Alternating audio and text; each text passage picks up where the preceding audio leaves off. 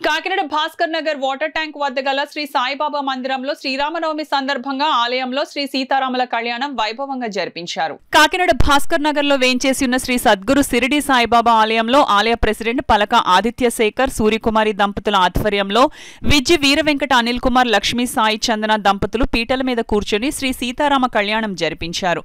ఈ కార్యక్రమంకు Kakinada smart city MLA Dwarampudi Chandrasekhar Reddy Mahalakshmi దంపతులు గౌరవ అతిథులుగా విచ్చేశారు. 9వ division ex corporator Kampara Bobby, ఆలయ సెక్రటరీ మాని వెంకటేష్, ఆలయ కమిటీ సభ్యులు, సేవాదళ్ వారు విశేషంగా భక్తులు పాల్గొన్నారు.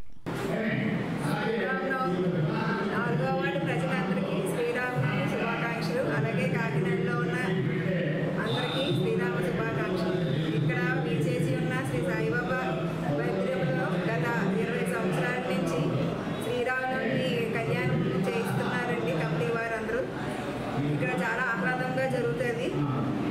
చాలా మంది భక్తులు పాల్గొంటారు.